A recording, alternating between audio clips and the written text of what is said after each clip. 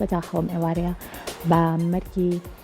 یەکێک لە هونەرمەندە هەرە دیارەکان نێودنیای گۆرانی و موزیکی کوردی هونەرمەند ئەندرێت ئیسرائیل خەمۆ ناسراو بە باکووری دەست پێ یەکەم دیارێکێکە لەو هونەرمەند و لەو کەسایەتی هەرە دیارانەی کە لە نێودنیای گۆرانی و موزیکی کوردیا گوێپەنجەی هەبوو کۆنتاکتێکی زۆر باشی هەر لە دەستپێک و سەرەتای کارکردنی خۆیەوە لەگەڵ بەشێک لە کەڵە هونەرمەندانە هەبوو توانیوێتی کە چەندین گۆرانی زۆر تایبەت و ناوازە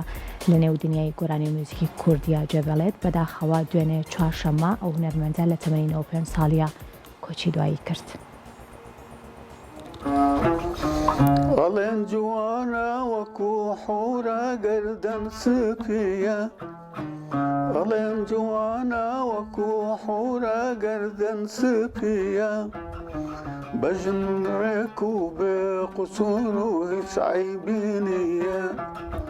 بەژن بڵند و بێ قوسوور و هیچ عەیبی نییە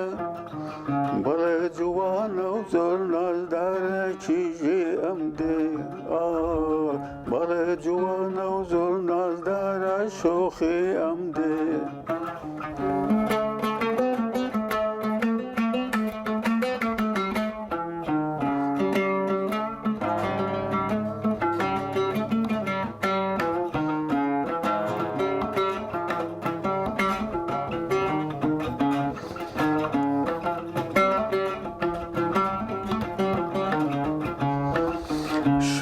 خوشنگاوە قوڵنگە ناسک و نازدارە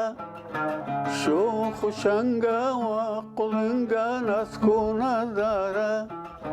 چاو بەکلە شلوملە بەلەنجەولارە چاو بەکلە شلوملە بەلەنجەولارە بەڵێ جوانە زۆر نازدارە کیژێ ئەم دێ بەڵێ جوانە و زۆر نازدارە شۆخی ئەم دێ. دیارە لەڕێی بایۆگرافیەکەوە هەوڵ ئەین کە بەشێک لە ژیانی تایبەت وارووا ژیانی هونەرمەند باکووریتان پێ بناسێنین. دیارەیەکێکە لە هونەرمەندە هەرە دیارەکان کە لە 5 تشرینی دووەم لە نۆڤەمبەری ساڵی 1928 لە قشڵەی کۆیە لە دایک و باوکێکی ئاشووری لەدایک بووە. دایک و باوکی لە گوندی ساتی بەگ و خەراشکی سەر بە شاریوانی باکووری کوردستان لەدایک بوون و لە سەرەتای سەدەی 20دا ڕویان لە باشووری کوردستان کردو و لە شاری کۆی ئازیز گیرساونەتەوە. دیارە هونەرمەند باکووری لە دایک و باوکێکی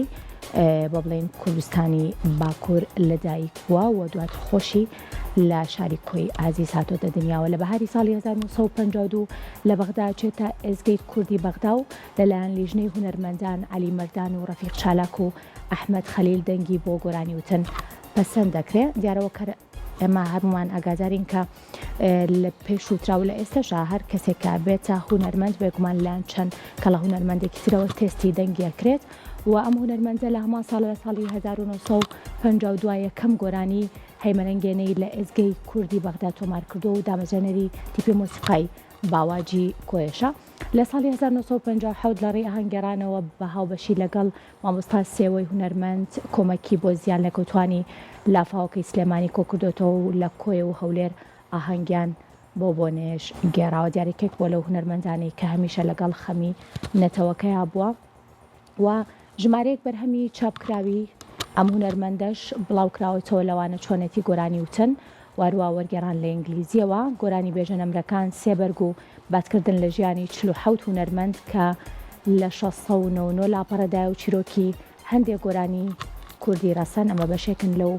بەرهەمانە. ژمارەیەک بەرهەمی چاپکراوی بڵاو کردوێتەوە لەوانە تەمەنێک گۆرانی و ئاواز و مۆسیقا و خۆشخوانی هەروەها تیپی مۆسیقای باوەجی کۆیە لە ساڵی 1957 تا ساڵی 2008. ئێزگا مێژووی دامەزانی ئێزگەی دیارە ڕادیۆی بەغدایە بێگومان کە کاریان لەسەر کردووە. ژمارەیەک بەرهەمی چاپکرای بڵاو کردوێتەوە لەوانە لە ساڵی 2010 خەڵاتی ماملێ لەلایەن مەڵبەندی هونەری ماملێ و پێبەخشاوە دامەزرێنەری بکەی مەقامی هەولێریشە. بەل لە 3 ڕۆژ لە گێڕانی ئاهەنگی 95 ساڵەی لەدایکبوونی ڕۆژی چوارشەممە 2 تشرینی دووەم نۆڤەمبەری بڵین ئەم ساڵ واتە دوێنێ 2022 بەداخەوە ئەم هونەرمەندە کۆچی دوایی کردومەش بە ناوی پرۆگرامی کورسات مەگەزین دەستگای میدیای کورسات ئەو پرسە و سەرخۆشی خۆمان ئاراستەی چای بناماڵەکانەکەین و بێگومان هونەری کوردی کەڵا هونەرمەندێکی تری زۆر بەداخەوە لە دەستیە.